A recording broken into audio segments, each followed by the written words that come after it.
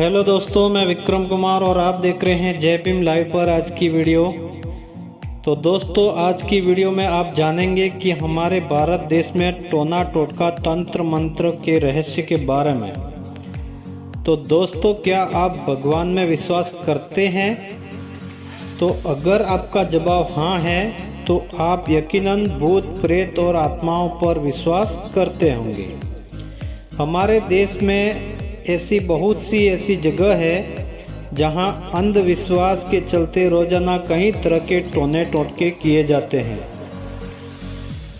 जिसमें साफ तौर पर बाबा और काला जादू को बढ़ावा देने वालों का हाथ होता है। लेकिन फिर भी इंसान बुरी चीज से छुटकारा पाने के लिए कई तरह के उपाय करता है। हम सभी खुद को मॉडर्न कहते हैं, लेकिन आज भी नज़र लगने वाली बात पर यकीन करते हैं। घर के बाहर नींबू मिर्ची लटकाते हैं और किसी तरह के दोष को दूर करने के लिए उपाय भी करते हैं। लेकिन क्या आपने कभी भी ये सोचा है कि इन टोटकों के पीछे भी कोई साइंस है, या अगर नहीं तो आज हम आपको ऐसे ही कुछ उपायों के बारे में बताएंगे जिनके पीछे साइंस का अद्भुत लॉजिक छुपा हुआ है। तो आइए शुरू करते हैं जादू भरे इस वीडियो को। इससे पहले दोस्तों, हमारी एक छोटी सी रिक्वेस्ट है, अगर चैनल पर आप नए हैं तो प्लीज़ चैनल को सब्सक्राइब कर लें, साथ ही बेल नोटिफिकेशन को दबाकर ऑल पर सेट करें ताकि हमारी वीडियो की नोटिफिकेशन बिना किसी रुकावट को आपको मिलती रहे। बिल्ली के रास्ता काटने पर हमारा आगे ना बढ़ना, यह तो भारत का बहुत ही पुराना परंपरा है जिसके बारे में आप सभी जानते होंगे। हमारे बड़े बूढ़ों का कहना है कि अगर बिल्ली रास्ता काट दे तो उस रास्ते से आगे नहीं बढ़ना चाहिए, बल्कि अपना रास्ता खुद बदल लेना चाहिए, क्योंकि अगर ऐसा नहीं करेंगे तो आपके साथ कुछ बुरा होगा। तो दोस्तों, अब इस बात में कितनी सच्चाई है यह तो हम नहीं जानते, लेकिन इस भ्रम के पीछे प्राचीन कारण जरूर छुपा हुआ है। पुराने ज़माने में जब इंसान रात के समय पैदल, घोड़े या बैलगाड़ी के जरिए सफ़र करता था, तब अचानक बिल्ली के रास्ता काटने पर उनका बैल या घोड़ा हड़बड़ा जाते थे। ऐसे में बैलों का संतुलन बिगड़ जाता था और बैलगाड़ी खड्डों में गिर जाती थी, जिसकी वजह से काफ़ी नुकसान होता था। इसके अलावा बिल्ली के यूं ही अचानक सामने आने के पीछे शिकारी जानवर पीछे आने का अंदेशा होता था, क्योंकि बिल्ली का पीछा करते हुए कोई शेर या चीता इंसान से टकरा सकता था। इसलिए हमारे पूर्वजों ने इस खतरे से बचने के लिए एक खास तरकीब अपनाई, जिसके तहत बिल्ली के सामने आने या रास्ता काटने पर उस रास्ते से आगे नहीं बढ़ना होता था। लेकिन बदलते समय के साथ आधुनिक चीज़ों का आविष्कार हुआ और इंसान घोड़े या बैलगाड़ी के बजाय मोटर कार में सफ़र करने लगा। लेकिन उसका विश्वास बिल्ली का रास्ता काटना आज भी ज्यों के त्यों है, जिसकी वजह से बिल्ली के रास्ता काटने पर बहुत से लोग अपना रास्ता बदल लेते हैं या फिर रुक जाते हैं। अब आज के आधुनिक युग में बेचारी बिल्ली करे तो क्या करे, उसके पास छिपने के लिए कोई जगह तो है नहीं। ऐसे में वो सड़कों पर नहीं घूमेगी तो क्या आपके घर पर आएगी? कभी ना चबाएं तुलसी का पत्ता। हिंदू धर्म में तुलसी के पौधे को मां का दर्जा दिया गया है, जो हवा को साफ करने के साथ साथ शरीर के लिए बहुत ही फायदेमंद साबित होता है।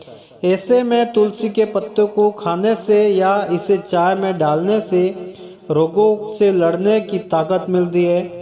हालांकि कहा जाता है कि तुलसी के पत्ते को चबाने की बजाय सीधे निगल जाना चाहिए, लेकिन साइंटिफिक के अनुसार देखा जाए तो तुलसी के पत्तों में बहुत ज़्यादा मात्रा में आयरन पाया जाता है, जिन्हें चबाने से आपके दांतों को नुकसान पहुंच सकता है। ऐसे में हमारे पूर्वजों ने इस प्रथा को जन्म दिया कि तुलसी के पत्तों को चबाने की बजाय सीधे निगल लेना चाहिए। तुलसी के पत्तों में बहुत सी गुणकारी तत्व होते हैं जो हमारे इम्यूनिटी सिस्टम को दुरुस्त करके रोगों से लड़ने में सहायक होते हैं।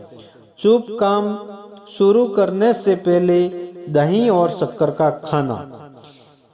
अब इस प्रथा के बारे में मैं आप में से ज़्यादातर लोग जानते होंगे, क्योंकि हर कोई शुभ कार्य करने से पहले, एग्जाम देने से लेकर किसी सफर में जाने पर माँ या घर का कोई और सदस्य की तरफ से दही शक्कर खिलाया जाता है, फिर बाहर भेजते हैं। उनका मानना है कि ऐसा करना बहुत ही शुभ होता है और इंसान के सभी कार्य पूरे हो जाते हैं। लेकिन इस प्रथा के पीछे बहुत ही दिलचस्प और प्राचीन कारण छिपा हुआ है, जिसे सफर के दौरान इस्तेमाल किया जाता था। दरअसल पुराने ज़माने में जब किसी व्यक्ति को दूर सफ़र में जाना होता था तो वह पैदल या घोड़े या बैलगाड़ी के जरिए अपनी यात्रा पूरी करते थे। ऐसे में चिलचिलाते धूप और पानी की कमी से बचने के लिए लोग घर से निकलने से पहले दही और चीनी का सेवन करते थे, ताकि उनका शरीर अंदर से ठंडा और हाइड्रेट रहे।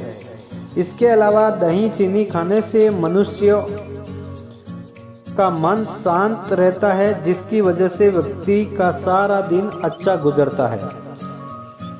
ऐसे ही किसी भी शुभ कार्य को शुरू करने से पहले दही चीनी खाने की प्रथा को अपनाया जाता है, ताकि इंसान मन और दिमाग की शांति प्राप्त कर सके और उसका हर काम जो अच्छी तरह से पूरा हो जाए। ऐसे में अगर आपको विश्वास है कि दही चीनी खाने से आपके साथ सब कुछ अच्छा होगा और आप आत्मविश्वास से भरा हुआ महसूस करेंगे, तो आपको दही चीनी का सेवन जरूर करना चाहिए। काला टीका लगाने से नहीं लगती नज़र। काला टीका लगाकर नहीं तो नज़र लग जाएगी। ये गीत तो आपने सुना ही होगा, जिसमें नज़र से बचने के लिए काला टीका लगाने की सलाह दी जाती है। ये प्रथा सिर्फ गाने तक ही सीमित नहीं है, बल्कि हर एक भारतीय के घर में जन्म लेने वाले बच्चे को कुछ साल तक काला टीका लगाया जाता है। लेकिन इस प्रथा के पीछे प्राचीन और साइंटिफिक मान्यता होने से ज़्यादा इंसान का डर वजह है। जब इंसान को किसी चीज़ से डर लगता है तो वो इस चीज़ से छुटकारा पाने के लिए कुछ भी करने के लिए तैयार रहता है। ऐसे में किसी बाबा के कहने पर कि बच्चे को काला टीका लगाने से उसे बुरी नज़र नहीं लगेगी, तब माँ के दिल को तसल्ली पहुँचती है। यही वजह है कि भारत में नवजात बच्चे को काला टीका लगाने की प्रथा इतनी ज़्यादा प्रचलित है, क्योंकि कोई भी माँ अपने बच्चे के साथ बुरा होते हुए नहीं देख सकती। इसलिए बच्चे को काला टीका लगाकर उससे कुछ हद तक कुरूप बना दिया जाता है, ताकि बच्चे पर किसी भी बुरी नज़र ना पड़े।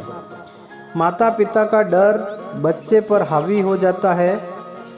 इस बात का पता खुद माता पिता को भी नहीं चलता और वो काला टीका लगाने की प्रथा को जारी रखते हैं। अगर आपको लगता है कि काला टीका लगाने से आपके बच्चे को बुरी नज़र और बीमारी से बचा जा सकता है, तो उस टोटके को करने में कोई बुराई नहीं है। लेकिन हम यह भी चाहते हैं कि आप अपने डर को खुद पर हावी न होने दें, क्योंकि ऐसा करने से आपके डर की जीत होगी और आपकी हार। पवित्र नदी में सिक्के फेंकना। आपने से बहुत से लोग धार्मिक स्थलों पर जाते होंगे जहां कुआं, पवित्र नदी या पानी का तालाब होता है। उस पवित्र पानी में बहुत से लोग अपनी मनोकामना पूरी करने के लिए सिक्के डालते हैं और यह विश्वास करते हैं कि ईश्वर उनकी मन्नत जरूर पूरी करेंगे। लेकिन क्या आपने कभी इस प्रक्रिया के पीछे छिपे साइंटिफिक रीजन को जानने की कोशिश किया है? दरअसल यह प्रथा हमारे पूर्वजों से हमें विरासत के रूप में मिली है, क्योंकि प्राचीन समय में पानी का एक ही स्रोत होता था जिसे साफ करना काफी मुश्किल होता था। ऐसे में गांव के लोग तांबे और कांसे के सिक्के को कुएं, नदी, तालाब के पानी में डाल देते थे, जिससे पानी भी साफ रहता था और ग्रामीणों के हाथ उस साफ पानी के जरिए पर्याप्त मात्रा में कॉपर भी मिलता था।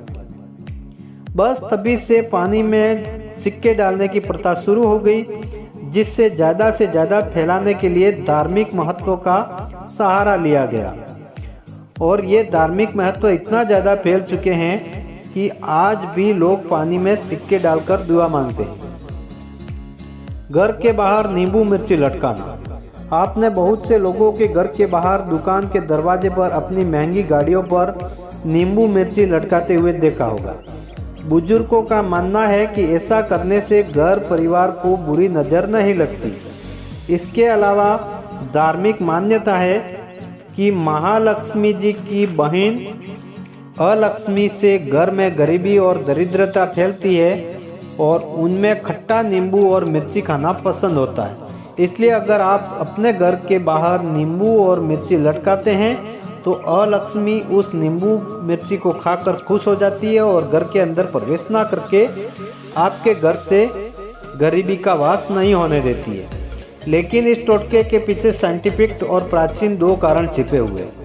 दरअसल पुराने समय में जब किसी व्यक्ति को दूसरे गांव जाना होता था तब उसके पास यातायात का साधन नहीं होता था, लिहाजा वो पैदल चलकर ही अपनी सफ़र को तय करते थे, जिसमें जंगल और नदी शामिल होते थे। क्योंकि तब कोई पक्का रास्ता नहीं था, जंगलों में जाना आना पड़ता था। ऐसे में बड़े बुजुर्ग यात्रा कर रहे लोगों को अपने साथ नींबू और मिर्ची रखने की सलाह देते थे, क्योंकि नींबू में शरीर को हाइड्रेट करने की क्षमता होती है, जो गर्मी के मौसम में लू और पानी की कमी से शरीर को बचाता है। वहीं पर मिर्ची जहरीले सांपों से मदद करती थी। दरअसल जब कोई सांप यात्री को काट लेता था तब वह व्यक्ति मिर्ची खाकर यह पता कर सकता था कि सांप जहरीला है या नहीं। अगर सांप जहरीला नहीं होगा तो मिर्ची खाने पर आपको मिर्ची लगने का एहसास होगा। वहीं पर अगर सांप जहरीला होता है तो मिर्ची खाने पर मिर्ची का स्वाद नहीं होगा, क्योंकि जहर की वजह से आपकी नर्वस सिस्टम काम करना बंद कर देगा। ऐसे में आपको जल्दी से जल्दी इलाज करवाने की जरूरत पड़ेगी। हालांकि बदलते समय के साथ नींबू मिर्ची की प्रथा ने कुछ और ही धार्मिक रूप ले लिया और आज के समय में दोनों चीज़ें टोना टोटका करने के लिए काम में लेते हैं। रात के समय नाखून न काटना। नाखून व बाल इंसान के शरीर में उगने वाली दो ऐसी चीज़ें हैं जिन्हें आप कितनी ही बार काटोगे उतनी ही बार वापस बड़े हो जाते हैं। ऐसे में घर के बड़े बुजुर्गों का कहना होता है कि रात के समय में नाखून नहीं काटना चाहिए। ऐसा करने से घर में गरीबी और दरिद्रता आती है।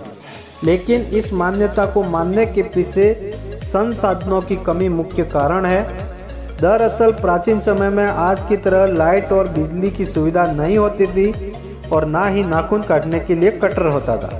ऐसे में अगर कोई व्यक्ति रात के समय में दिया या लालटेन की रोशनी में नाखून काटने बैठता तो उसकी अंगुली काटने ही या उसको भय रहता था कि कहीं कट ना जाए, इसलिए दिन के उजाले में ही काटना सही था।